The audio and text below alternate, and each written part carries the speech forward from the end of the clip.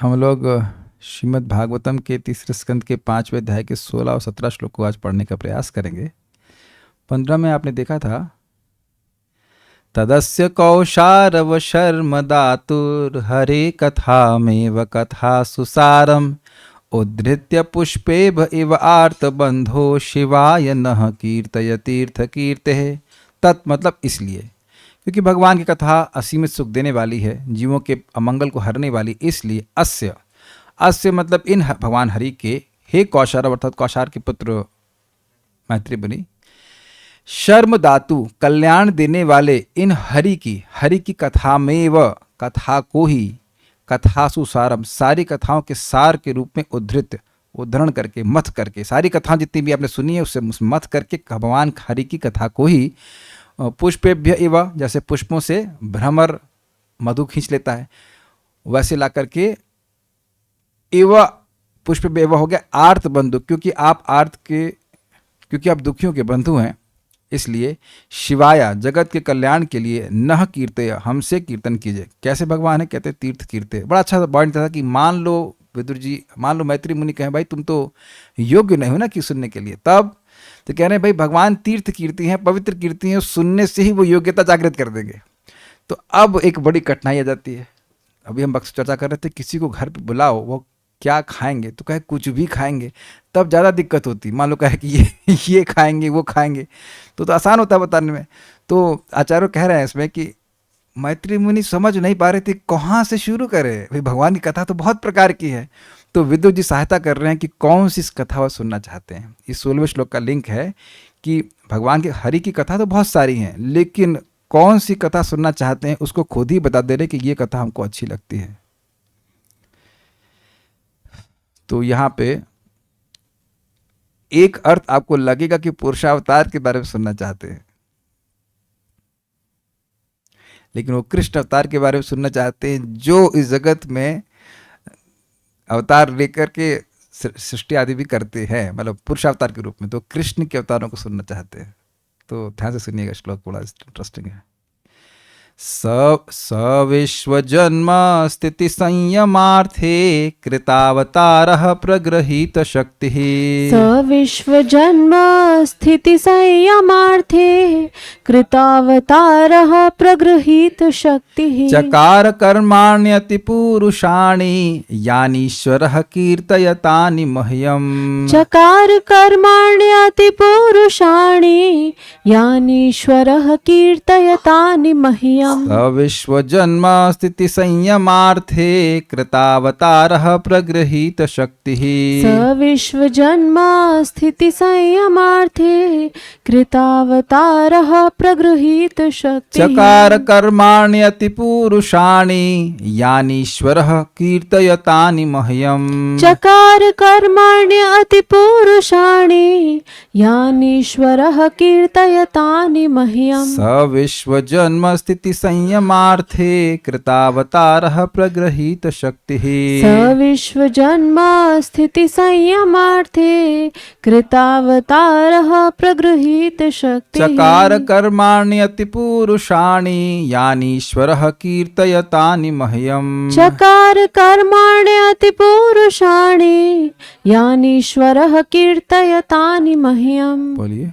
स विश्वजन्म स्थिति संयमार्थे कृतावतारः प्रगृहीत शक्तिः। स विश्वजन्म स्थिति संयमार्थे कृतावतारः प्रगृहीत शक्तिः। चकार कर्माण्यति पुरुषाणि यानीश्वरः कीर्तयतानि मह्यम्। चकार कर्माण्यति पुरुषाणि यानीश्वरः कीर्तयतानि मह्यम्।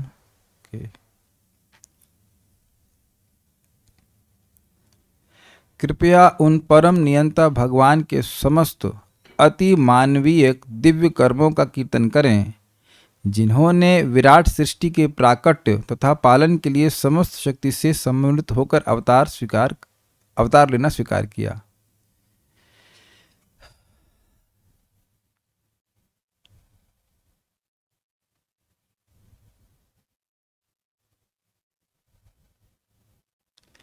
स ईश्वर, तो यहाँ पे अन्वय लिया गया है, अन्वय अर्थ लिया गया, वे भगवान श्री कृष्ण विश्व जन्म स्थिति संयम आर्ते, विश्व के जन्म, स्थिति मतलब पालन, और संयम का मतलब होता है संहार, उसके अर्थ के लिए, उसके लिए यानी विश्व की सृष्टि स्थिति और प्रलय के लिए प्रग्रहित शक्ति, पूर्व में शक्ति को स्वीकार करके, अवतार स्वीकार करके, कृतावतार यानी अवतार स्वीकार करके, यानी अति पुरुषाणी, जिन सभी अति मानवीय कर्माणी यानी कर्मों को चकार किया, तानी मह्यम कीर्तया, उन सबको मुझसे कहिए।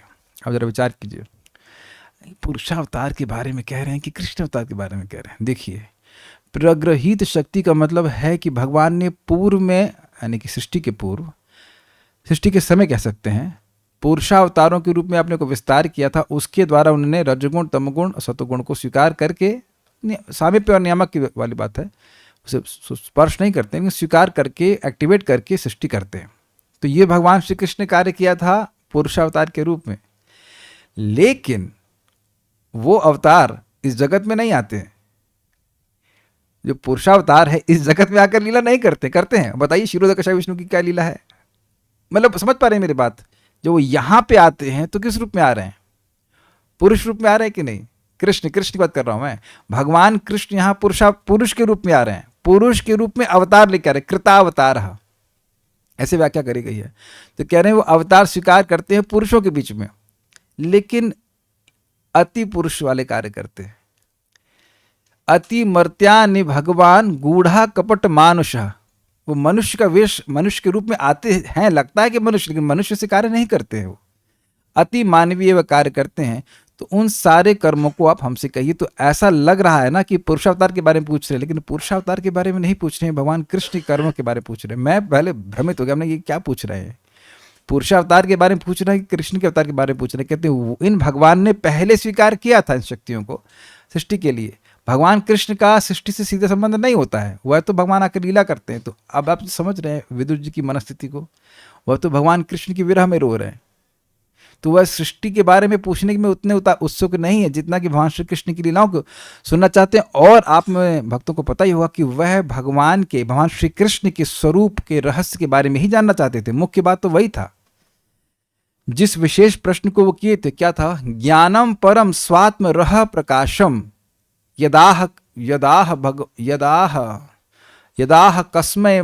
यदाह कस्मय भगवान समग्रम। ये ब्रह्मा जी से, ये उद्धव जी ने कहा था भगवान श्री कृष्ण को कि वह ज्ञान आप मुझे दीजिए अपने स्वरूप के सामने जो आपने कभी ब्रह्मा जी को दिया था। और इस सेम लेकिन विदुर जी यह नहीं, अच्छा उद्धव जी यह नहीं बताया कि भगवान क्या बोले। तो फिर विदुर जी पूछते हैं, क्या बोल गया मैं? उद्धव जी नहीं बोले विदुर जी को कि, उद्धव जी ये बोले थे कि मैं ये प्रश्न किया था कि भगवान के स्वरूप का रहस्य क्या है, नाम रूप गुण लीला के रहस्य बताइए, तत्व को बताइए। लेकिन यह नहीं बताया कि भगवान वो क्या बताए। तो फिर विदुर जी पूछे थे कि सेम लाइन इस तरह से थी कि ज्ञानम परम स्वात्म रह प्रकाशम, जो परम ज्ञान है, दिव्य ज्ञान है, जो भगवान के स्वरूप स्वान के स्वरूप के रहस्य के संबंध में है, कैसे वो प्रकट होते हैं, कैसे अप्रकट होते हैं, अजन्मा होते हुए भी जन्म लेते हैं, वो सब आप हमको बताइए। तो वहाँ पे उद्धव जी कहे थे इसके लिए संराध्य कौन है आपके लिए? मैत्री मुनि है। तो मैत्री मुनि से अभी तक ये पूछे नहीं है, मैत्री मुनि से भगवान कृष्ण के बारे में सीधे कुछ पूछे नहीं है। तो अब यहाँ पे वह स्पष्टता वह इंगित कर रहे हैं इस तरह से कि भगवान कृष्ण की लीलाओं को कहिए। तो लीला के बारे में कहेंगे तो स्वरूप के बारे में बताना ही पड़ेगा, तत्व नहीं बताएंगे तो लीला समझ में कैसे आएगी। मैत्रेय मुनि को भी आदेश भगवान ने दिया था कि ये जो ज्ञान मैं उद्धव जी को दे रहा हूं आपके सामने, उसको आप विदुर जी को कहिएगा। लेकिन अब विदुर जी पहले क्यों नहीं पूछे? उनको पता नहीं भगवान को बताए कि नहीं बताए, सीनियर डिवोटी हैं, कि बुरा मान जाए कि ऐसा पूछ रहा है कि हमको पता ही नहीं है। तो सीधे नहीं पूछे थे, सामान्य प्रश्न कर रहे थे। तो यहाँ इस श्लोक में बिल्कुल स्पष्ट था वह भगवान कृष्ण के बारे में पूछ रहे हैं। देखिए, अति पुरुषाणु से ही सूचित हो रहा है, अति पुरुषाणी कर्माणी से सूचित हो रहा है कि अजन्मा होते हुए भी जन्म लेते हैं, उन्हें कोई किसी कार्य करने की स्पृहा नहीं है, फिर भी दिव्य लीलाएं करते हैं। तो इससे हम समझ सकते हैं कि ये प्रश्न उन्होंने किया है। और आचार्यगण को कहते हैं असली प्रश्न तो एक ही प्रश्न है, उसी प्रश्न में सारा चीज छुपी हुई है। तो हम लोग को स्पष्ट समझते हैं कि विदुर जी के लिए सृष्टि लीला उतनी कोई मतलब इंटरेस्टिंग नहीं। उनको प्रश्न तो वही था कि भगवान श्री कृष्ण के स्वरूप के रहस्य के बारे में जानना चाहते हैं। ठीक है ना, ये बात है। यद्यपि उन प्रश्नों का उत्तर भगवान देंगे। श्लोक देख लीजिए। स वह भगवान विश्व जन्म स्थिति संयमार्थे, विश्व के जन्म स्थिति और संयम के लिए कृतावतारा प्रग्रहित शक्ति, उन्होंने प्रग्रहित पहले कभी शक्तियों को स्वीकार किया था और वह अवतार लेते हैं। अवतार लेकर, चकार मतलब लेकर के, कर्माणि अति पुरुषानि, वह अति पुरुष कार्य करते हैं, अति मानवीय कार्य करते हैं। यानी जिन कर्मों को करते हैं ईश्वर, उन ईश्वर के कीर्तया, उनके उन कर्मों को आप हमसे कहिए। तानी मह्यम मतलब मुझको कहिए, जो कर्म करते हैं वो कहिए। समय बहुत है हमारे पास। यानी तानी, यानी कानी चापा पानी सुना है ना, तो यानी कानी मतलब जो कुछ भी है, तो उसी तरह से यानी कर्माणी, जो कर्म की वो सब बता दीजिए, कुछ छोड़िए मत।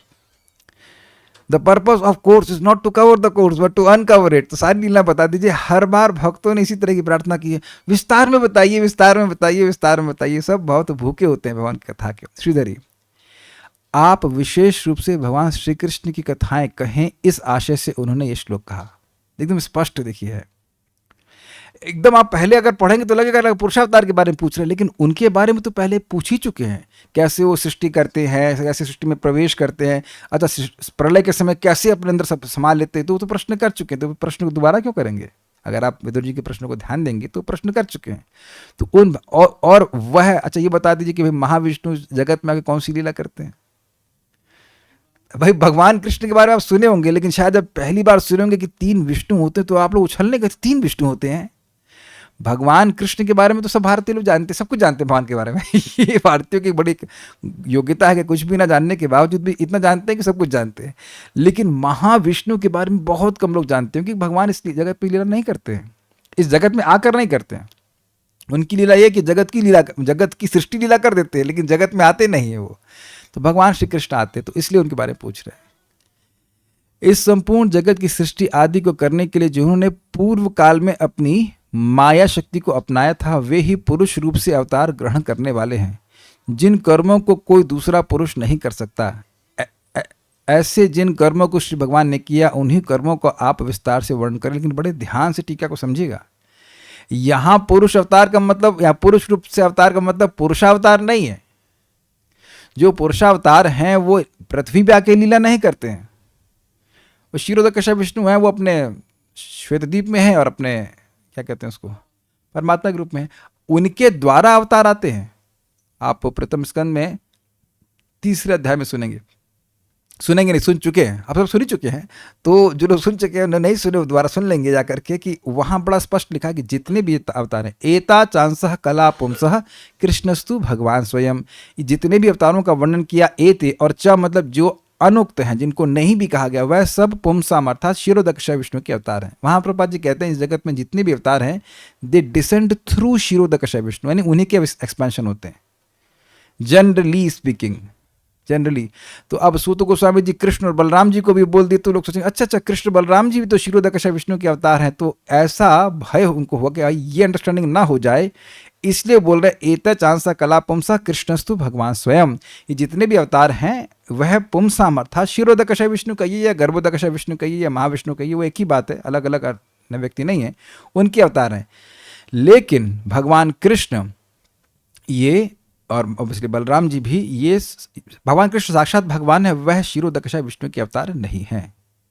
तो प्रश्न होगा फिर उनको अवतार में क्यों गिना गया? क्योंकि भगवान अवतरण करते हैं, दुष्टों का संहार करते हैं, जो लीला करते हैं, तो इसलिए अवतार बोल रहे हैं। लेकिन वो अवतार नहीं, अवतार ही है। एक्चुअली बलराम जी भी क्षीरोदकश विष्णु के विस्तार नहीं है, भगवान श्री राम भी नहीं है और नरसिंह देव भी नहीं है। ये परावस्था कहलाते हैं, ये सीधे आध्यात्मिक जगत से यहाँ पे आते हैं।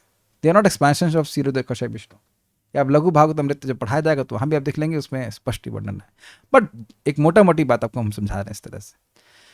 तो यहाँ पे कह रहे हैं भगवान पुरुष रूप में आते हैं ना, पर ब्रह्म निराकृति, भगवान अपनी निराकृति को प्रस्तुत करते हैं और लीलाएं करते हैं। तो वो जो लीलाएं हैं वह इस जगत कोई मनुष्य नहीं कर सकता। अभी तो हम लोग कहाँ सुने थे, हम भूल रहे हैं। प्रथम स्कंद में सुने थे जब भगवान कृष्ण का स्मरण कर रहे थे। कौन ना, मैं अब कंफ्यूज हो रहा हूँ कि किसने कह रहा था, या तो अर्जुन बोले हैं या फिर ब्रह्मा जी बोले हैं, remembering the past times of lord Krishna. नहीं, I think it is Brahma ji in 2nd canto. जब भगवान की वह लीलाओं का स्मरण कर रहे थे तो उसमें बात आता है कि ये कार्य केवल भगवान कृष्ण ही कर सकते हैं और कोई अवतार नहीं कर सकता। अभी मैं बिल्कुल भूल गया हूं कि कहाँ बोला गया, लेकिन ये बोला गया कि ये अन्य अवतारों के लिए भी संभव नहीं है ऐसा कार्य। जैसे कि मारते हैं, भगवान विष्णु चक्र से मारते हैं, लेकिन हाथ को किसी के मुंह में घुसेड़ के मार देना ये भगवान कृष्ण का ही काम है ना। केशी था, यही पास की घटना है, यहीं पे घटना, बेचारा मारा गया इधर, तो आया भगवान ने कहा हमको खाना चाहते हो, ये लो, हाथ डाल दिया अपना बाएं हाथ और वो फट गया, क्या कहते हैं, करकटी, करकटी करकटी बोलते हैं ना, वो मतलब खीरे की तरह फट गया फट गया। तो ये जो विशेष लीला है भगवान की मारने की, ये भगवान विष्णु भी नहीं करते उस तरह से, कोई भी नहीं कर सकता, कोई भी नहीं कर सकता। क्या पूतना ने अपने शरीर को विस्तार कर लिया, लेकिन भगवान उसी रूप में रहे, उसको मार दिए, छोटे रूप में ही रहे। वामन देव बड़ा किए, लेकिन अपने आप को ये भगवान कृष्ण उसी रूप में रखते हुए सबको मार दिए। तो ये जो है अद्भुत भगवान की घटना लीला है। ऐसी लीला कोई भी नहीं कर सकता, अन्य अवतार भी नहीं कर सकते। अरे आप अभी तो बीच में सुन ही चुके हैं किस प्रकार से भगवान महाविष्णु भी भगवान श्री कृष्ण को देखने के लिए ललायित रहते हैं। हम लोग सुन चुने थे, तीसरे अध्याय में सुने थे ना, जब नहीं दूसरे में सुने थे ना प्रभु, ये जो उद्धव जी स्मरण कर रहे हैं, स्वलोक बिंबम करके श्लोक था, कि वह परम पदम भूषण भूषणांगम वाले श्लोक में है। हाँ, कि भगवान के जो विष्णु स्वरूप है वह भी भगवान के रूप को देखने के लिए लालायित रहते हैं। तो ये स्पेशल भगवान के कर्म, उनको कहिए। सारा दर्शनी देखिए, मुझे तृप्त करने हेतु मेरे प्रश्नों के संक्षिप्त उत्तर देने के पश्चात कृपया श्री कृष्ण के अवतारों के विषय में विस्तार पूर्वक वर्णन करें। चूंकि मधुरे न समापेत, न्याय अनुसार समस्त उपाख्यान एक मधुर बिंदु पे ही समाप्त होने चाहिए। ये समझ में आया आपको? बहुत मजेदार, कि भाई जितने मैं प्रश्न किया उनको जल्दी जल्दी निपटा दीजिए। समझ में आ रहा है? आपने देखा विदुर जी ने जितने प्रश्न किए, भाई जगत में लोग सुख के लिए प्रयास करते हैं, दुख मिलता है, और तरह तरह के फिलोसफिकल प्रश्न किए और सृष्टि के विषय में प्रश्न किए। तो कह रहे हैं कि भाई जो मैंने प्रश्न किए हैं उनको आप मुझे संतुष्ट कर दीजिए, छोड़िएगा नहीं, लेकिन वो जल्दी में उत्तर दे दीजिए, संक्षिप्त में, क्या कट शॉर्ट बोलते हैं, क्या बोलते हैं, शॉर्टकट में उत्तर दे दीजिएगा। लेकिन जो भगवान कृष्ण की लीलाएं हैं उनको अब विस्तार में कहिए। आप देखिए यहाँ पे शब्द है यानी और तानी, जो जो भगवान ने अति मर्त लीलाएं करी हैं वो सब हमको बताइए। तो आप समझ गए, अब ये क्लियर हो रहा है। कौन पूछ रहा था मुझसे, मुझे याद नहीं रहा कौन पूछ रहा था, हाँ शायद कहाँ कल्याण प्रभु भी पूछ रहे थे कि वह प्रश्न पूछे कि नहीं पूछे। जो प्रश्न लेकर के आए थे मन में कि भगवान के लीला का रहस्य क्या है, वो तो पूछे ही नहीं अब तक। तब मैंने बोला भाई मैं भी आपके साथ ही पढ़ रहा हूँ, मुझे नहीं पता पूछे कि नहीं पूछे, अभी तक तो लग रहा है कि नहीं पूछे। तो अब यहाँ स्पष्ट हो गया कि वह पूछ रहे हैं, यद्यपि वैसे नहीं पूछ रहे हैं कि भगवान के स्वरूप को बताइए, या सेम तरह से नहीं पूछ रहे हैं, लेकिन इनडायरेक्टली पूछ रहे हैं कि भगवान की जो भी अति मर्त लीलाएं हैं वो सब बताइए। देखिए लीला तभी समझ में आएगी जब तत्व समझाया जाएगा। अगर तत्व ही नहीं समझेगा तो व्यक्ति लीला को समझ ही नहीं सकता। नहीं तभी तो लोग भ्रमित हो जाते हैं। भगवान श्री राम ने शिव जी की पूजा करी, इसका मतलब शिव जी बड़े हैं। अरे भाई ऐसे तो भगवान श्री कृष्ण नारद जी के चरण भी 2 हैं, तो नारद जी भगवान हो गए क्या? वो तो अपने भक्तों की सेवा करते ही, उनको तो अच्छा लगता है अपने भक्तों की सेवा करना। तो बड़ा अच्छा बता रहे हैं भक्तों, परम पूज्य Bhakti Rasamit Maharaj, if tattva is misunderstood then lila will be misunderstood and misapplied. अगर तत्व ठीक से नहीं समझेगा तो लीला को भी नहीं समझेगा और गलत उसका एप्लीकेशन करेगा। कृष्ण की 16,108 तो अपनी 16 तो बनती है भाई। ऐसा करते हैं लोग, वैसा सोचते हैं। तो भाई तुम भगवान हो क्या? अपने को एक बार में विस्तार कर सकते हो क्या? नहीं। तो इसीलिए लीला पूछ रहे हैं तो उसके पीछे का तत्व भी अंडरस्टूड है। हाँ, जैसे अगर आप लोग को याद हो, परम पूज्य वृंदावन चंद्र महाराज समझा रहे थे चतुश्लोकी भागवत में, कह रहे थे कि ब्रह्मा जी ने 4 विषयों के बारे में नहीं पूछा है, भगवान ज्ञान, विज्ञान, रहस्य और अंग के बारे में बता रहे हैं। ब्रह्मा जी का प्रश्न क्या था? वो मूल प्रश्न इसे नहीं था कि ज्ञान भी बताइए, विज्ञान भी बताइए, और रहस्य भी बताइए, और अंग भी बताइए, हम ये नहीं बताएंगे। लेकिन उस चीज को समझने के लिए इन 4 चीजों की जरूरत है, इसलिए भगवान बोले कि ज्ञानम विज्ञान, ज्ञान विज्ञान सरहस्य अर्थात प्रेमा भक्ति, और अंग यानी कि साधना भक्ति, सबके बारे में बताऊंगा। समझ रहे ना बात? तो अब यहां अगर वो पूछ रहे हैं कि लीला को बताइए, तो लीला को बताने से पहले तत्व समझना होगा। आप ये नहीं देख रहे हैं कि 10वें स्कंद तक पहुंचने के पहले कितना तत्व समझाया जा रहा है? तो क्यों? क्योंकि लीला नहीं तो समझ में ही नहीं आएगी, लीला समझ में नहीं आएगी। तो अब अगर लीला पूछ रहे हैं तो उसमें भगवान का तत्व, भगवान का रहस्य सब इंक्लूड हो गया, सब बताएंगे वो। तो अब बड़ा स्पष्ट हो गया कि वह भगवान श्री कृष्ण के अवतार को डिटेल में सुनना चाहते हैं। क्यों? तो अब यहाँ पे बताया गया है मधुरेण समापेत। जैसे भाई अब भोजन वजन हो रहा है तो व्यक्ति के पास मिठाई पहले भी रख दी जाए तो भी उसको अंत में ही खाता है, जनरली स्पीकिंग। वैसे बंगाल में हमने सुना है, हम आपको अनुभव बता रहे हैं अपना, कि वो लोग मिठाई अंत में देते हैं। गलत तो नहीं कह रहे कल्याण प्रभु।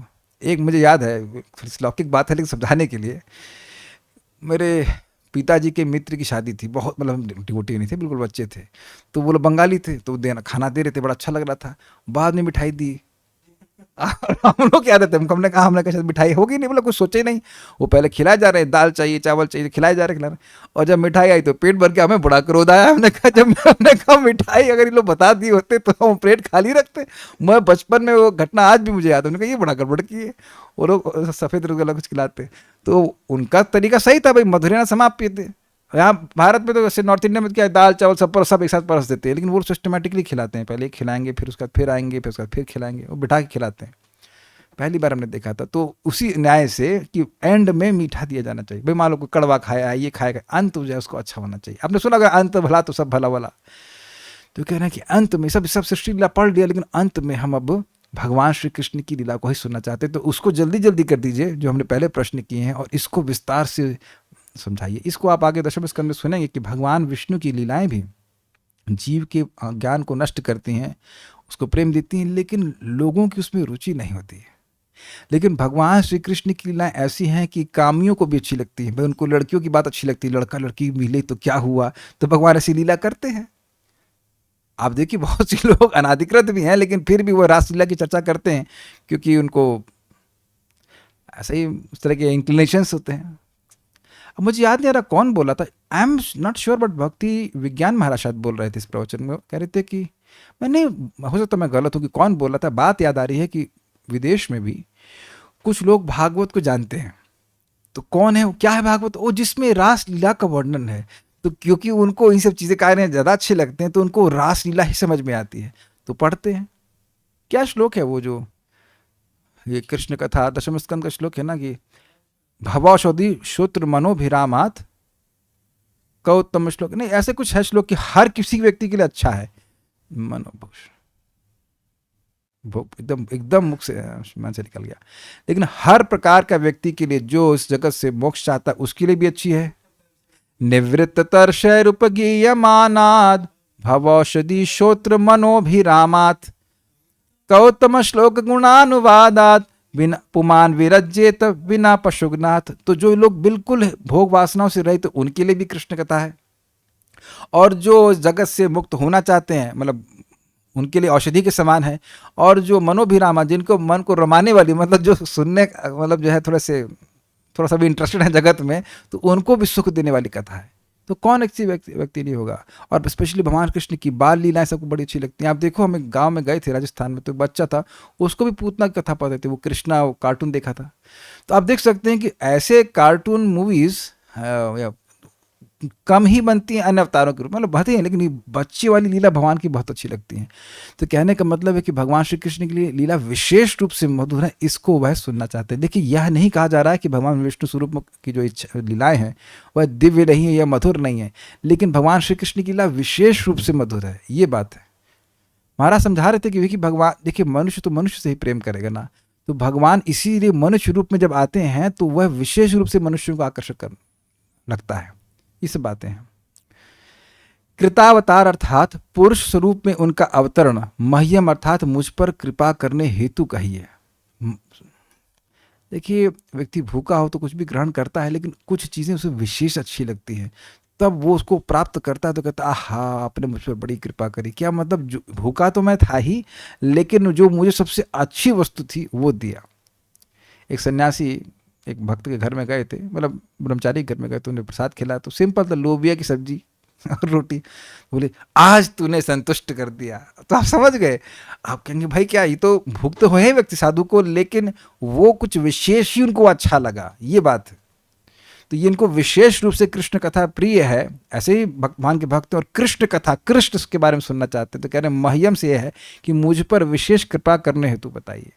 अन्य लोग तो अन्य लोग कुछ भी सुनना चाहेंगे, लेकिन आप मुझे कृष्ण के बारे में ही सुनाइए, ये बात है।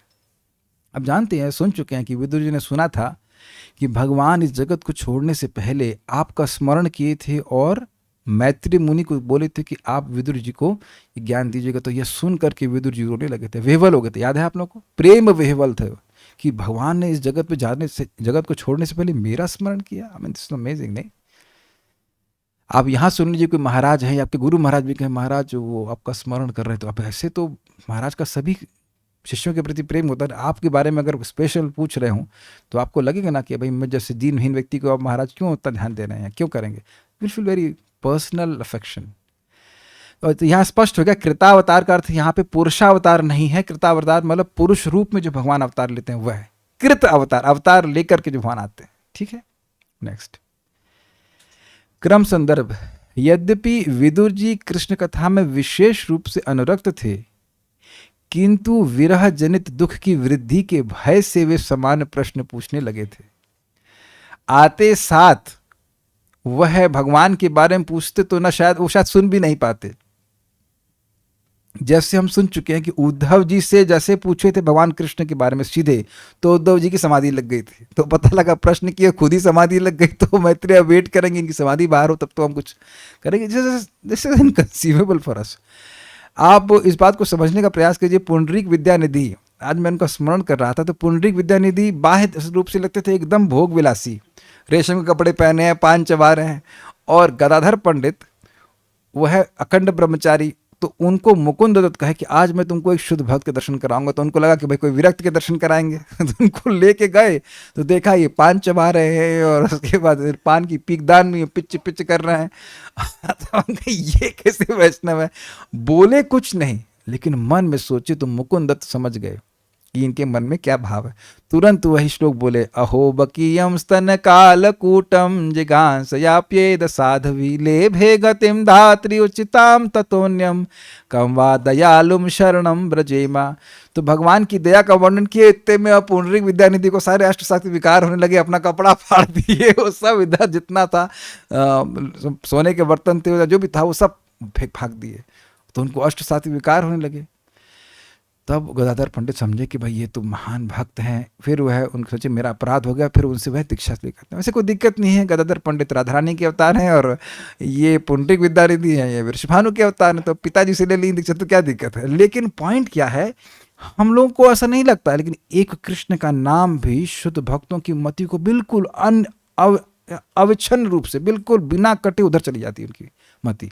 तो उनकी समाधि लग जाती है। ऐसे विरह से परेशान नहीं करते, विरह व्यतीत थे, हाँ कह सकते हैं। और जाते साथ सीधे कृष्ण के बारे में पूछ लेते तो अपने मन को स्थिर नहीं कर पाते, इसलिए वो पहले सामान्य प्रश्न किए फिर कृष्ण के बारे में पूछ रहे हैं।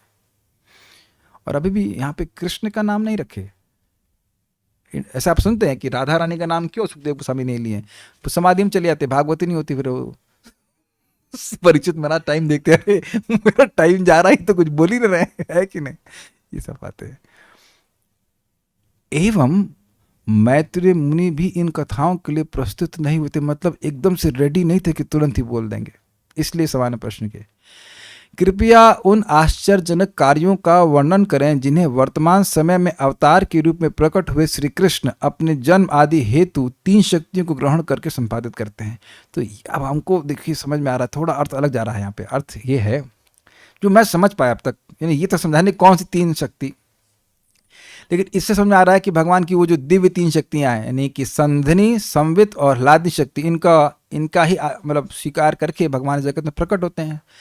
अजोपि सन् अव्ययात्मा भूतानाम ईश्वरोपि सन् प्रकृतिम स्वामधिष्ठाय संभवामि आत्माया। मैं अजन्मा हूँ और अजोपि सन् अव्ययात्मा, मेरा अव्यय स्वरूप है।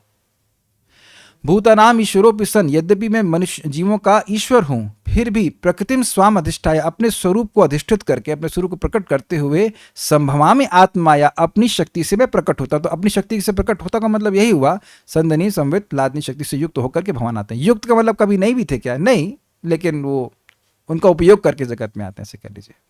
यही समझ में आ रहा है। तो देखिए तीनों आचार्य यही कह रहे हैं, कृष्ण के अवतार के बारे में पूछ रहे हैं।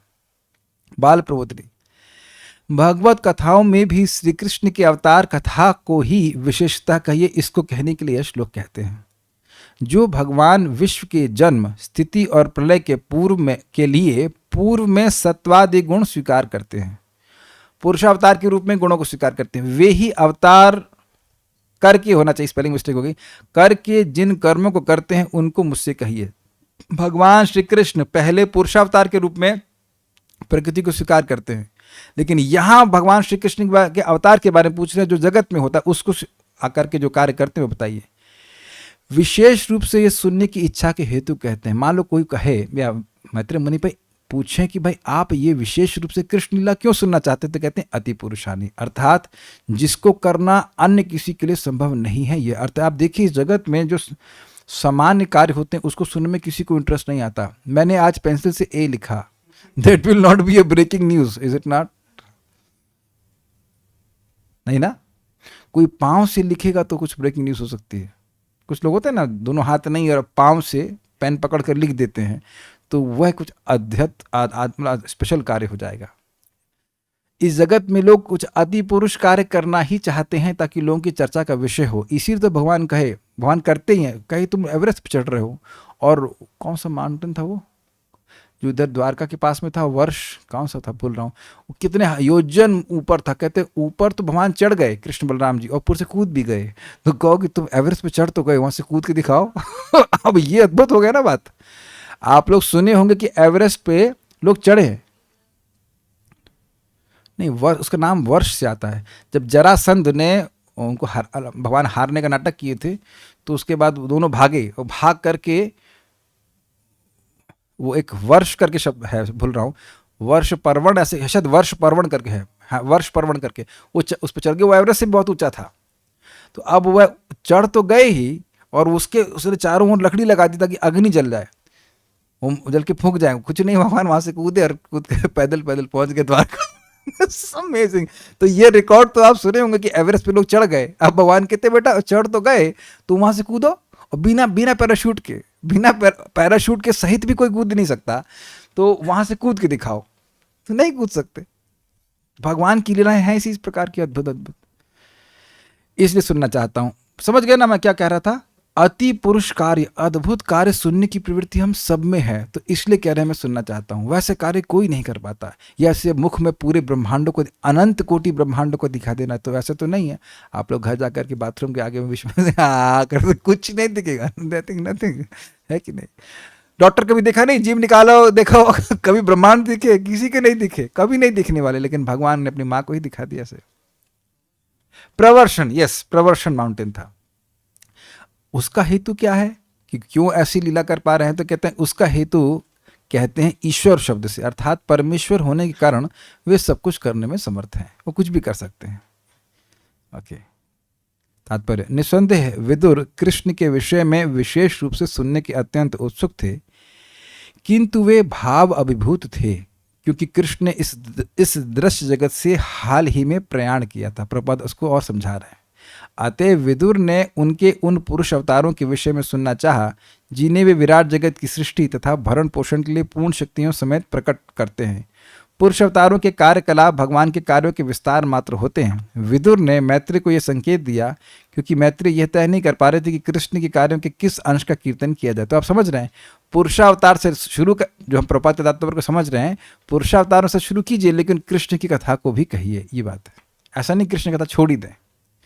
एक श्लोक और ले लेते हैं, और उसके बाद फिर मैत्री मुनि की बात आ जाएगी। श्री शुक उवाच, श्री शुक उवाच, स एवं भगवान पृष्ठः क्षत्राकौशारवो मुनिः, स एवं भगवान पृष्ठः क्षत्राकौशारवो मुनिः, पुंसां निःश्रेयसार्थेन तमाह बहुमानयन्, पुंसां निःश्रेयसार्थेन तमाह बहुमानयन्। हो सकता हो किसी भक्त के मन में प्रश्न हो कि भाई सुखदेव गोस्वामी कहाँ से आ गए? विदुर जी और मैत्री की संख्या सुखदेव गोस्वामी भी सुन रहे थे? नहीं, सुखदेव गोस्वामी इस नैरेटिव को सुना रहे हैं, इसलिए बीच में आ गए। फिर से बोलिए, श्री शुक उवाच, श्री शुक उवाच, स एवं भगवान पृष्ठः क्षत्राकौशारवो मुनिः, स एवं भगवान पृष्ठः क्षत्राकौशारवो मुनिः, पुंसां निःश्रेयसार्थेन तमाह बहुमानयन्, पुंसां निःश्रेयसार्थेन तमाह बहुमानयन्।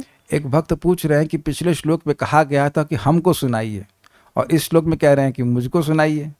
वेल दो तरह से अर्थ ले सकते हैं कि जनरली वहाँ पे पिछले श्लोक में लिया गया था नह का अर्थ था कि हम मुझको कीर्तन करके पूरे जगत का उद्धार कर दीजिए, और मह्यम से आप समझ सकते हैं कि मेरा विशेष रूप से दुख निवृत्ति कीजिए कृष्ण की लीला सुना करके, ऐसे भी आप समझ सकते हो।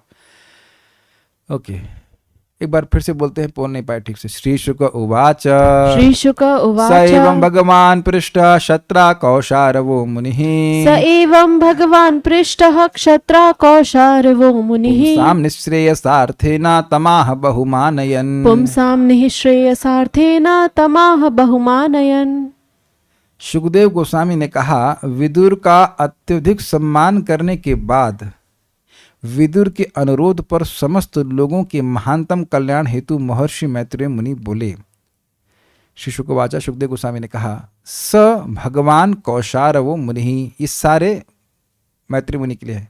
वह है महर्षि मैत्रेय, भगवान अर्थ है महर्षि, महान गुणों वाले, महान ऐश्वर्य वाले। कौशार मतलब मैत्रेय और मुनि मतलब मननशील, वह है मुनि। क्षत्रा विदुर द्वारा पुंसाम निश्रेय सार्थेना, सारे लोगों के महानतम कल्याण के लिए। श्रेय मतलब आगे का कल्याण, और निश्रेय मतलब नितराम श्रेय, जो हाईएस्ट कल्याण है वो क्या है कि कृष्ण के बारे में सुने। तो इसलिए उनके प्रश्नों से ऐसा होने वाला था, इसलिए कह रहे हैं पुंसाम निश्रेय सार्थेना पृष्ठ, पूछे जाने पर, जिससे लोगों का परम कल्याण हो उस विषय में पूछे जाने पर, तम उन विदुर जी को बहुमानयन अत्यधिक सम्मान करते हुए आह अर्थात बोले। श्लोक देखिए। श्री शुकवाचा, सुखदेव गोस्वामी ने कहा, स एवं भगवान पृष्ठ, एवं शब्द मेरे ख्याल से छूट गया था अन्वय में। वह मैत्रेय मुनि इस प्रकार पूछे जाने पर, किसके द्वारा? क्षत्रा विदुर जी के द्वारा। और आगे बता रहे कौशार वो मुनि, कौन भगवान? तो कह रहे हैं कि मैत्रेय मुनि, कौशार मतलब कौशार के पुत्र। पुंसाम निश्रेय सार्थिना, किस बारे में पूछा गया? मनुष्यों के परम कल्याण के विषय के बारे में पूछा गया, भगवान की लीलाओं के बारे में पूछा गया था। तम उन विदुर जी को आह बहुमानयन, बहुत मान देकर के उत्तर दिए, बोले। देखिए, हम पहले भी सुन चुके हैं, जब भगवान के विषय में नारद जी ने ब्रह्मा जी से पूछा था तो उन्हें कहा कि आपने मुझ पर बहुत अनुकंपा करी है ये प्रश्न करके। जब भी कोई व्यक्ति भगवान के बारे में पूछता है किसी से, तो वह खुद भी पवित्र होता है, जिससे पूछा गया है वह भी पवित्र होता है, और पूरा जगत पवित्र होता है। तो इसलिए व्यक्ति, और कि भगवान का स्मरण होता है इससे, तो इसलिए बड़े प्रसन्न हुए थे, और इसलिए भी प्रसन्न हुए कि जगत के लोगों का कल्याण होगा। विदुर, श्रीधरी देखिए, विदुर जी के द्वारा पूछे जाने वाले प्रश्न का एकमात्र प्रयोजन विश्व का कल्याण था। पुंसाम निश्रेय सार्थिना, नितराम श्रेय मतलब उसमें श्रेय ही है और कुछ है ही नहीं, प्रेय की बात है ही नहीं। प्रेय मतलब इमीडिएट सेंस ग्रेटिफिकेशन नहीं, लोगों का कल्याण ही होगा, इसलिए बड़े प्रसन्न हुए। इसलिए मैत्रेय जी ने उनका अधिक सम्मान करते हुए पूछा। बहु मतलब अधिक, बहुत अधिक सम्मान किया कि भाई ये तो बड़े कल्याणकारी हैं। इन प्रश्न जो किए, इस प्रश्न का उत्तर से लोगों का कल्याण होगा। तो एक प्रश्न होगा कि जब लोग सुनेंगे तब ना कल्याण होगा, तो सुन नहीं रहे। इस जगत में कितनी कितनी वार्ताएं होती हैं, उसको छांट करके विदुर और मैत्रेय का संवाद श्रील व्यासदेव जी ने यहाँ पे संकलित किया। तो हुआ है तब ना संकलित किए हैं। सारदर्शनी, मैत्रेय मुनि क्षत्रा अर्थात विदुर जी द्वारा प्रार्थित हुए, जिनका भगवत पार्षद के रूप में उद्देश्य कलयुग के भविष्यत जीवों का उद्धार करना था। अब देखिए, ये हमने सुना है कि विदुर जी धर्मराज के अवतार हैं, ठीक है, तो वो तो महाजन हैं, तो महाभागवत हैं। तो हम ये सुने कि वह 100 साल का टर्म पूरा करने के लिए आए, लेकिन आपको ध्यान देना होगा कि वह जो शूद्र के रूप में उनका जन्म था और उनको वैसे उनको नौकरी करनी थी, वो कब समाप्त हो चुकी है? 36 साल पहले पूरी समाप्त हो गई है। वो शाप तो पहले ही समाप्त हो गया, जो 36 साल से तो अब ये एक अवधूत के रूप में कार्य कर रहे हैं। तो इनका उद्देश्य था कलयुग के लोगों का, जो भविष्य में आने वाले, उनका उद्धार हो। तो उनका उद्धार कैसे होगा? ये जो ये प्रश्न किए हैं मैत्रेय मुनि से, इससे उनका उद्धार होगा। सुख की प्राप्ति के प्रयास में दुख प्राप्त करने वाले में विशेष रूप से अगर कोई हैं तो कलयुग के ही लोग हैं, है ना। पहले तो फिर भी कुछ मतलब थोड़ा सतोगुण ही रहता था, अब तो कुछ सब लोग उग्र कर्म ही, प्राय उग्र कर्म ही कर रहे हैं। तो ऐसे लोगों के कल्याण के लिए इनका अवतरण हुआ था, भगवान के पार्षद है। और ये बात मैत्रेय जी समझ गए कि ये भगवान के पार्षद है। ऐसा ना होता तो भगवान इस धराधाम को छोड़ने से पहले केवल इन्हीं का क्यों स्मरण करते? इनमें कुछ विशेष रहा होगा ना। इनको निमित्त बना के कोई बहुत बड़ा कार्य करने वाले हैं। आप अब देख लेना, तीसरा स्कंद और चौथा स्कंद भी, जहाँ तक मैं समझ रहा हूँ, मैत्रेय और विदुर जी के संवाद से ही युक्त है। Is it not? Something like that. Third तो पूरा है और चौथे का भी बहुत पोर्शन है, शायद पूरा ही है। था काफी हद तक चौथे। तो अब इतना सोचिए, आप कोई व्यक्ति इतना महान, उसकी बात भागवत के 1.5 स्कंद में हो। इट्स अमेजिंग ना। किन दो लोगों की बातें श्रीमद् भागवतम के 1.5 स्कंद में रखी जा रही, तो वो व्यक्ति कितने महान होंगे, उनके प्रश्न कितने महान होंगे। It's amazing. विचार कर लीजिए, ब्रह्मा जी के पूरे दिन में जो सबसे महत्वपूर्ण चीजें हुई वो भागवत में रखी गई हैं। दम इंग्लिश में कहते हैं क्रीम डिला क्रीम, और उनमें इन दोनों की बातें रखी गई हैं। तो ये विशेष प्रयोजन से आए थे, इन प्रश्नों को करने के लिए आए थे, ये कह लीजिए बस। तो मैत्रेय मुनि समझ गए। देखिए, समझने का प्रयास कीजिए। मैत्रेय मुनि भगवान को देखे थे, वो स्वयं महाभागवत है, और भगवान ने उनको बोला था कि ये बात जो आपने सुनी है ये सीधे विदुर जी को बताना, और किसी को बताना भी नहीं। ऐसा सुना भी नहीं गया कि मैत्रेय मुनि जाके किसी और को भी बता दी हो, उन्हीं के लिए रखे हुए थे। तो ही कुड अंडरस्टैंड कि भगवान इनसे विशेष प्रेम करते हैं, भगवान के पार्षद हैं। देखिए, भगवान का पार्षद जरूरी नहीं है कि वैकुंठ जाएगा तभी बनेगा। आप सुनी चुके हैं, उद्धव जी अपनी चेतना के द्वारा यहीं थे और भगवान के धाम चले गए थे। तल लोक का शब्द था ना, भगवान के लोक में चले गए थे। तो विदुर जी भी, आपको याद होगा, किसी को उन्होंने भगवान की माया को देखा था। क्या देखा था? वो निकल रहे हैं, दुर्योधन ने उनको निकाल दिया, और जहां जिस क्षेत्र में जा रहे हैं उस वो देख रहे हैं अपनी आंखों से आगे आगे कृष्ण के आगे आगे चल रहे हैं। ये हम सुने थे। वहाँ बड़ा सुंदर अद्भुत वर्णन था कि देखे कैसे महामाया के प्रभाव से दुर्योधन को निकाल रहा है, लेकिन वो यह भी भगवान की माया शक्ति के प्राकट्य को देखे कि जहाँ जहाँ जिस जिस स्थान में जा रहे हैं भगवान विष्णु के स्थान को जा रहे हैं, भगवान विष्णु कृष्ण उनके सामने सामने चल रहे हैं आगे आगे। It's not ordinary person. हम तो टीका को देख के अद्भुत हो गया था, भाई ये क्या व्यक्ति है। इसीलिए तो जगत से बिल्कुल अलूफ थे, किसी चीज से कोई मतलब नहीं। 36 साल तक वह केवल कृष्ण का दर्शन ही कर रहे हैं और कुछ भी नहीं। It's amazing. तो इसलिए बहुत सम्मान दे रहे हैं। अगर आपको ये मालूम चल जाए कि भाई ये भगवान का पार्षद है, अपने स्वरूप में स्थित हो गया है, तो क्या सम्मान नहीं देंगे? ऐसे मिलते ही कहाँ है। और मैत्रेय मुनि, तो आप कहेंगे मैत्रेय मुनि कैसे मालूम चल गया? Mahabhagavata, it takes one to know one, है ना। तात्पर्य, महर्षि मैत्रेय मुनि को यहाँ पर भगवान कहा गया है क्योंकि विद्या तथा अनुभव में वे समान मनुष्यों से आगे बढ़ चुके थे। इसलिए वो स्वयं भगवान नहीं है, लेकिन विद्या की ऐश्वर्य उनके पास था। अतः विश्व के लिए महानतम सेवा का उनका चुनाव प्रमाणिक माना गया है। संपूर्ण मानव समाज की समग्र कल्याण सेवा तो भगवान की भक्तिमय सेवा है, और विदुर के अनुरोध पर मुनि ने उसका बहुत ही उपयुक्त रूप से वर्णन किया। तो स्पष्ट है, भगवान की भक्ति करके ही मनुष्यों का परम कल्याण हो सकता है। ये बात मैत्रेय मुनि जानते हैं, और विदुर जी के प्रश्नों से बात स्थापित हो जाएगी। देखिए, बार बार जब बात आती है और कोई बात हमारी इंद्रियों के परे होती है, तो हम क्या कोट करते हैं? कोई महान व्यक्तियों को कोट करते हैं। जैसे अभी मैंने विदुर जी के बारे में बोला, तो हमने वहाँ किसको कोट किया? श्रील चक्रवर्ती पाद को कोट किया। भाई मेरे के पास क्या क्षमता है कुछ बोलने की? मैं कुछ नहीं बोल सकता। तो उससे लोगों का विश्वास हो जाता है। तो मैत्रेय मुनि और विदुर जी की बात पे लोगों को विश्वास होगा। इसको मतलब इसलिए मैत्रेय मुनि बड़े प्रसन्न थे कि ये ऐसी बात, भक्ति सर्वश्रेष्ठ है, लेकिन जब प्रामाणिक लोग आपस में इस बात को लेकर के डिस्कशन करते हैं, कंक्लूड कर लेते हैं, तो जो अज्ञ लोग हैं वह इस बात को सहज स्वीकार कर लेते हैं। जैसे भगवान श्री कृष्ण ने अर्जुन को क्या कहा? अर्जुन ने प्रश्न किया कि भाई जो निराकार की उपासना करता है वह श्रेष्ठ है कि जो आपकी दिव्य उपासना कर रहा है वह श्रेष्ठ? तो भगवान ने स्थापित कर दिया, नहीं, जो मेरे भक्त हैं वो सर्वश्रेष्ठ है। तो अब कोई डाउट नहीं रहा ना, भगवान कृष्ण है, अर्जुन है, भगवान के महान भक्त हैं, तो इनके बीच में जो कंक्लूजन ड्रॉ हो गया उसी को बाकी लोग फॉलो करते हैं। क्या श्लोक है गीता का? यद यद आचरति श्रेष्ठस्तत्तदेव जनः स यत् प्रमाणम कुरुते लोकस्तद अनुवर्तते। लोगों के पास किसी के पास ज्यादा बुद्धि नहीं होती। हम लोग भी उसी लोकों में ही हैं। प्रभुपाद जी जब की हरे कृष्ण मंत्र, हम लोग हरे कृष्ण कर रहे हैं। प्रभुपाद भागवतम पढ़ते थे, हम लोग भागवतम पढ़ रहे हैं। उनके शिष्य भी इसी प्रकार से कर रहे हैं। Just very simple. आपने नोटिस किया है कि आप अपने गुरु महाराज को कुछ करता हुआ दिखते हैं तो सहज ही आप ये स्वीकार कर लेते हैं, ये इंपॉर्टेंट होगा तभी तो महाराज कर रहे हैं। Why an exalted person will do something unimportant? Do you agree? कई बार आपके मन में संदेह हो ना कि भागवतम क्यों सुनना है, तो हमेशा स्मरण कर लेना कि प्रभुपाद जी इतने बिजी शेड्यूल के होते हुए भी रात्रि में जग कर क्यों भागवत के तात्पर्यों का अनुवाद किए, एक एक शब्द का अर्थ क्यों दिया। अगर ये महत्वपूर्ण नहीं होता तो मैं तो हमेशा याद रखता हूँ इस बात को, हमेशा, मतलब हम तो रोज पढ़ ही रहे हैं, कोई दिक्कत नहीं है, लेकिन वी शुड नॉट, अंत तक एकदम शरीर छोड़ने तक भी प्रभुपाद क्यों भागवतम के तात्पर्यों को मतलब बोल रहे थे। Think about this, there must be some reason.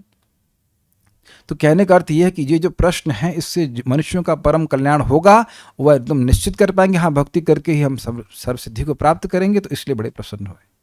Subodhini व्याख्या, इस श्लोक में तो भगवान मैत्रेय का विशेषण देकर यह सूचित किया है कि मैत्रेय में भगवान का आवेश है, और ये कोई अतिशयोक्ति नहीं है। जैसे कि आप चैतन्य महाप्रभु की लीला में सुनेंगे, एक ब्रह्मचारी थे, नाम भूल रहा हूँ कौन से ब्रह्मचारी थे, दो ब्रह्मचारी थे, एक थे नरसिंहानंद ब्रह्मचारी और एक और ब्रह्मचारी थे, नाम भूल रहा हूँ। तो उनमें भी चैतन्य महाप्रभु का आवेश था, और शिवानंद सेन को ऐसा लगा कि हम सुने तो हैं लेकिन हमको विश्वास नहीं है कि है। हाँ, पास ही नाम है कुछ, ना ना ना ना प्रभुदत्त नहीं, लेकिन है पास ही नाम, यार जो भी रहा हो। तो वह ब्रह्मचारी क्लास दे रहे थे, और शिवानंद सेन भी भगवान के पार्षद है, वहाँ जाके चुपचाप खड़े होकर है कि अगर ये मुझे बुलाते हैं और मुझे बता देते हैं कि मैं कौन सा मंत्र करता हूँ, तो मैं समझ जाऊँगा कि महाप्रभु का आवेश इनमें है। आवेश मतलब शक्ति प्रदान है उनमें। तो वो बोला, शिवानंद इधर आओ। प्रद्युम्न ब्रह्मचारी, यस प्रद्युम्न ब्रह्मचारी। तो उनको बुलाए, उसके बोले आप गौरांग मंत्र का जप करते, मन में करते थे गौरांग मंत्र, गौरांग गौरांग गौरांग से करते। तो समझ गए कि महाप्रभु का आवेश इनमें है। तो इस प्रकार से आवेश मतलब भगवान नहीं हो गए, लेकिन भगवान की शक्ति का आवेश है। तो ऐसा क्यों कह रहे हैं? मैत्रेय इस समय अकेले नहीं है, अकेले होते तो इसको ना जान सकते और ना कह सकते थे। जो प्रश्न किए थे विदुर जी ने, बहुत कठिन प्रश्न है, तो भगवान की शक्ति उनको प्रदत्त है तभी उत्तर दे पा रहे हैं। देखिए, इसमें कोई कठिन बात नहीं है। भगवान जब स्वयं आदेश दिए हैं कि ये आप उनको बताना, तो उनमें शक्ति भी प्रदान कर दी है। होता है ना, बहुत बार प्रश्न किया जाता है, अब वो कहेंगे भैया ग्रंथ लाओ, तब देखेंगे, पढ़ेंगे, तब उत्तर देंगे। लेकिन यहाँ मैत्री मुनि तो ऐसा लग रहा है अकेले बैठे हुए, बट ना, it's very much connected with the Lord, इसलिए उनको भगवान कह रहे हैं। भगवान की शक्ति उनमें का आवेश है। इसीलिए आप देखेंगे प्रभुपाद से कोई व्यक्ति प्रश्न करता था तो ऐसा उत्तर आता था कि लोग सोच भी नहीं पाते थे। एक व्यक्ति बोलता है प्रभुपाद से, सो कृष्ण इज योर गॉड, तो प्रभुपाद कहते हैं Krishna is your God also. वो कहते हैं कृष्ण आपके भगवान है, कहते हैं नहीं भगवान आपके भी है, आप स्वीकार नहीं कर रहे हो। कहीं कितनी जगह आप देखेंगे प्रभुपाद ऐसा उत्तर देते हैं कि लोग सोच ही नहीं पा रहे हैं। या प्रभुपाद जी कुछ शिष्यों के संग बैठे थे, बोले थे समस्या का समाधान बताओ, तो वो ये बोला कहते ना ये बताओ, ना ना, सबसे पूछ रहे हैं। फिर प्रभुपाद जी एक ऐसा समाधान दी जो सब लोगों को बड़ा समीचीन लगा। तो कहे प्रभुपाद जी आपको ये पता था तो आप पहले क्यों नहीं बोले, हमसे क्यों पूछ रहे थे? कह रहे नहीं पता था, अभी मुझे कृष्ण ने बताया। तो जो क्या श्लोक है, परमात्मा समाहिता, प्रशांत आत्मा, नहीं 6 अध्याय का है कि जो व्यक्ति का मन पूरी तरह से संयम है वह परमात्मा को पकड़ लेता है। परमात्मा समाहिता, भूल गया बिल्कुल। हाँ, बहुत दिन से गीता का 6 अध्याय का पारायण नहीं किया है। तो एनीवेज, जितात्मना, देखिए अभी देखिए ये है कृष्ण है, पहले देते नहीं फिर दे देते हैं। जितात्मना प्रशांतस्य परमात्मा समाहिता, जिसने अपने आत्मा अपने मन को पकड़ लिया है, प्रशांत हो गया है, पूरी शांत हो गया, वह व्यक्ति परमात्मा को पकड़ लेता है। उसका परमात्मा से तादात्म्य हो जाता है, उससे कनेक्शन हो जाता है, इसलिए वो पकड़ लेते हैं। जैसे कि गौर किशोरदास बाबा जी महाराज के पास भी कोई व्यक्ति आया था, तो वो पकड़ लेते थे, ये देखो वो वहाँ वो गलत काम कर रहा है, ये गलत काम कर रहा है, उन्हें सब मालूम चल जाता था क्योंकि वे भगवान के संपर्क में रहते थे। तो कह रहे हैं कि अकेले नहीं थे, he was with Krishna, means in direct connection with Krishna, और वो उत्तर उनके बिल्कुल परफेक्ट जाएंगे क्योंकि भगवान से प्रेरित होकर के प्रश्न का उत्तर देना है। शत्रा का अर्थ पूर्व की तरह ही है, अर्थात विदुर जी। पहले भी कई बार शत्रा शब्द का उपयोग किया गया, वह विदुर जी के लिए। मैत्रेय न कहकर कौशारव कहा, जिसका आशय यह है कि जैसे पिता विवेकी थे वैसे यह मैत्रेय भी हैं। स्पष्ट है, मुनि पद से यह सूचित किया है कि मैत्रेय जो कुछ कहेंगे उस ज्ञान का विदुर अनुसंधान करता रहेगा। This is brilliant. देखिए, कभी कभी प्रवचनों में महाराज लोग या कोई सीनियर भक्त कुछ बात बड़ी गुह्य बोलते हैं, तो लैंग्वेज तो समझ में आ जाती है, लेकिन सोचना पड़ता है कि ये कहना क्या चाहते हैं। जैसे ना यही प्रश्न था कि भाई सुखाय कर्माणि करोति लोके, तो भाई सुख मिलता है, सुख के लिए प्रयास करते हैं लेकिन सुख नहीं मिलता है, दुख मिलता है। तो एक बार में व्यक्ति समझेगा नहीं, जो बाह्य व्यक्ति तो बिल्कुल नहीं समझेगा उस बात को। या गणेश जी की एग्जाम्पल ले लीजिए, गणेश जी व्यासदेव जी ने उनको बुलाया कि आप लिखो, हम बोलेंगे महाभारत लिखे बोलेंगे और आप उसको लिखना। तो हाँ, लेकिन बोले कि एक कंडीशन है कि आप मेरी जो मतलब राइटिंग स्क्रिप्ट है, क्या बोल लीजिए, पेन है, वो रुकना नहीं चाहिए। तो व्यासदेव कहे ठीक है, लेकिन मेरी भी एक शर्त है कि आप समझ के लिखेंगे, ऐसे नहीं लिख देंगे। कहा ठीक है। तो कभी कभी व्यासदेव जी को कुछ कार्य करने के लिए जाना होता तो ऐसा कठिन श्लोक लिख देते कि गणेश जी भी सोचते कि इसका अर्थ क्या है, इतने में काम करके आ जाते। तो कहने का मतलब अनुसंधान करना, अनुसंधान का मतलब क्या होता है, रिसर्च। तो वो सोचेंगे कि ये क्या बोले। तो इतना मुनि, मतलब मुनि है, मननशील है, ऐसा गंभीर बात मैत्रेय मुनि बोलेंगे कि विदुर जी भी अनुसंधान करेंगे, विचार करें अच्छा ये बात लाइक दिस। कितना अच्छा बात है। देखिए इस ये जो अर्थ अभी बोला गया है, यह भी आपको सोचना पड़ रहा है ना, तब समझ में आ रहा है कि नहीं कि मुनि क्यों कह रहे हैं, अनुसंधान का क्या मतलब है, कॉन्स्टेंटली सोचना पड़ता है। जैसे एक छोटी सी बात बोलता हूँ, भक्ति विज्ञान महाराज बोल रहे थे कि the problem which has been created by a level of consciousness cannot be solved by the same level of consciousness। हम इसका एक्सप्लेनेशन नहीं देंगे, आप जो बुद्धिमान अब समझ जाएंगे, पहले से व्याख्या कर चुका हूँ। लेकिन जब मैंने सुना तो हम तो लेक्चर वहीं रोक दिए, हमने कहा इसको सोचते हैं ये क्या कहना चाहते हैं, और फिर उसको अप्लाई करने लगे और कहा हाँ ये तो सही, एकदम सही बात बोल रहे हैं। तो सारी बात जो बोली जा रही है वो तुरंत नहीं ग्रहण होती है, मतलब समझ में आ जाती है। उस पर आप रिसर्च से मतलब मंथन करते हैं तो वो और बातें समझ में आती हैं। तो इसलिए कह रहे हैं मुनि ऐसी ऐसी बातें बोलेंगे जो हृदय में लगातार स्मरण करेंगे, अनुसंधान करेंगे, विचार करेंगे विदुर जी। नेक्स्ट, यह अति पवित्र चरित्र केवल एक प्रयोजन के लिए ही नहीं कहना चाहिए, इसलिए कहा है कि पुंसाम निःश्रेयसार्थाय, पुरुष मात्र के कल्याण के लिए कहा है। ये समझ में आया? ये जो भगवान की लीला कही जाएगी वो किसी एक व्यक्ति का हित करेगी ऐसा नहीं है, सभी का हित करने के लिए है, बहुमुखी कार्य करने वाली है। जैसे आप लोगों को पता है कि नहीं, होम्योपैथिक में एक ही दवा बहुत सारी बीमारी को ठीक करती है। तो ये जो भगवान की कथा है वो हर प्रकार के व्यक्ति के भवरोग को नष्ट करने वाली, जैसे हमने बोल दिया, जो परमहंस है उनके लिए भी है, उनके भी कल्याण के लिए है, पुंसाम तो कोई भी हो सकता है, और जो जगत से मुक्त होना चाहते हैं उनके लिए भी है, और जो भोगी है उनके लिए भी, तो सबके कल्याण के लिए कथा बोली जा रही है, ये अर्थ। यानी इस कृष्ण कथा में, भागवत में सब लोग आने चाहिए, तो ऐसा वो बोलना है। उसके बाद कहते हैं किंतु विदुर के उद्देश्य से कहा, यह स्पष्ट करने के लिए तमाह पद दिया है। यद्यपि सभी लोगों के कल्याण के लिए है, लेकिन कह रहे हैं कि तम आहा, उस विदुर को कहा, तो विदुर का परम कल्याण करने के लिए कहा।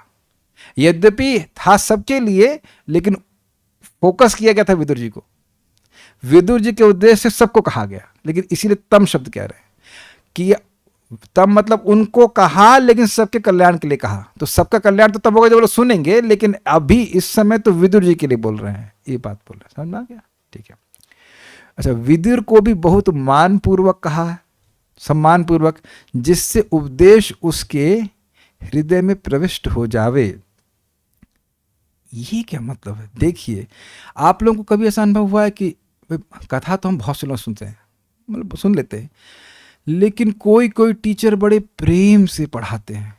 एक्चुअली जो असली भागवत की मतलब महिमा को जानते हैं, जैसे महाराज समझा रहे थे परम पूज्य वृंदावन चंद्र महाराज की, जो कथा बोलता है वह भी बहुत बड़ा दानी है, और जो सुनता है वह भी बहुत बड़ा दानी है, क्योंकि वो अपना समय का दान दे रहा है। याद आ रहा है आपको?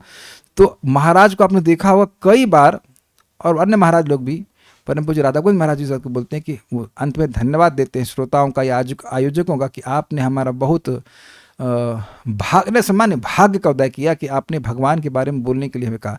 पर लंबासुर की महाराज कथा कर रहे थे ना, गौशाला से जब बोल रहे थे, तो परम पूज्य वृंदावन चंद्र महाराज भी कितना धन्यवाद कर रहे थे कि जो पार्थ सारथी फाउंडेशन के भक्तों को, कि आपने हमको भगवान के बारे में स्मरण करने का मौका दिया।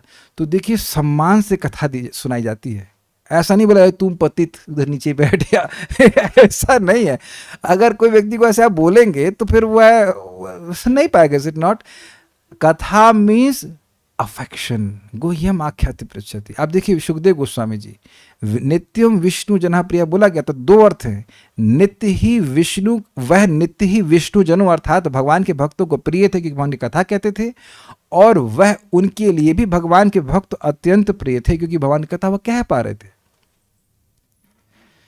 तो इसलिए बड़े सम्मान से कथा देते। जब देखिए कोई प्रेम से बात समझाता है तो हमारा हृदय ओपन हो जाता है। आपने देखा हो कभी कि हम लोग को पता है कि सामने वाला सही बोल रहा है लेकिन हम उसको पसंद नहीं कर रहे हैं, या वो ठीक से बोल नहीं रहा है, प्रेम से नहीं बोल रहा है, तो उसकी बात हम नहीं स्वीकार कर पाते हैं। Is it not, when it is something spoken out of affection, तो व्यक्ति आसानी से स्वीकार कर पाता है। ये बहुत बड़ा सूत्र सीखिए, जैसे प्रभुपाद सिखाते हैं प्रबोधानंद सरस्वती की बात को, कहते हैं किसी को प्रचार करने जाना, क्या करना, पहले दरवाजे पे खटखटाओ, अच्छा खोलेगा, फिर दंडवत प्रणाम करो उसको, फिर कहो कि स्वामी जी या प्रभु जी आप बहुत महान व्यक्ति हैं, तब वो खुश हो जाएगा। अच्छा महान तो मैं हूँ, मान ही रहा हूँ, क्या बात है, कहते हैं आपने जो भी सीखा है वो आप सब भूल जाइए और महाप्रभु का आश्रय लीजिए। तो इस प्रकार से अगर आप प्रेम से समझाएंगे तो कौन नहीं स्वीकार करेगा। तो बड़े नम्र, मतलब बड़े उत्साह से, बड़े अफेक्शन से बता रहे हैं ये बात है, तो इसलिए बड़े सम्मान के संग बता रहे हैं। अच्छा सम्मान क्यों दे रहे हैं, तो कह रहे हैं बहु सम्मान इसलिए दिया क्योंकि विदुर जी भगवदी हैं अर्थात भगवान के पार्षद हैं। ये एक बात समझ लीजिएगा कि जब वो व्यक्ति बोल रहा है कि मैं केवल कृष्ण कथा सुनना चाहता हूँ,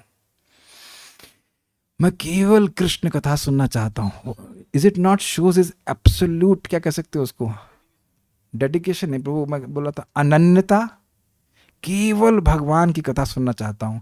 ऐसा कोई आज तक आपको मिला है? कोई भी व्यक्ति आप देखना जो हम लोग से आपस में बात करने आए, कभी बात करते हैं, कभी कोई बोला भी आपको ऐसे, प्रभु बात तो करिएगा लेकिन केवल कृष्ण के बारे में बात कीजिएगा, हो सकता है वो लोग अपराध ले ले। आप कभी ट्राई करना, कभी कोई फोन करे, हरे कृष्ण प्रभु जी, एक मिनट ना, आप बोलेंगे लेकिन कुछ भी बोलेंगे तो केवल कृष्ण कथा ही बोलेंगे। तो अब आप बताइए कि अगर हमसे भी कोई ऐसा बोल देगा तो हम लोग घबरा जाएंगे ना, ये कैसा व्यक्ति है। लेकिन यहां यह समझ गया कि he is not pretending, he only wants to hear about Krishna only. और अगर आपको याद हो भगवद गीता में किसकी चेतना प्रज्ञा स्थित है, चित्त प्रज्ञा से का भाषा, वो क्या सुनना चाहता है, क्या बोलना चाहता है, प्रपात स्पष्ट कहे ना, एकदम भ्रमर की तरह है। तो पुष्पे भी इवा बोल दिए हैं कि भैया हमें केवल सार चाहिए, एसेंस चाहिए, हमको बाकी कुछ नहीं चाहिए। तो समझ गए ये तो केवल भगवान का पार्षद इस प्रकार की स्प्रिया से युक्त हो सकता है, ओनली कृष्णा, नथिंग एल्स। तो इसलिए उनको सम्मान कर रहे हैं। तो ऐसा बात है। अब मैत्रेय मुनि क्या बोलेंगे हम भगवान ने चाहा तो कल सुनेंगे। बहुत बहुत धन्यवाद। So stop here. Shrimad Bhagavatam की जय, श्रील प्रभुपाद की जय, निताई गौर प्रेमानंदे।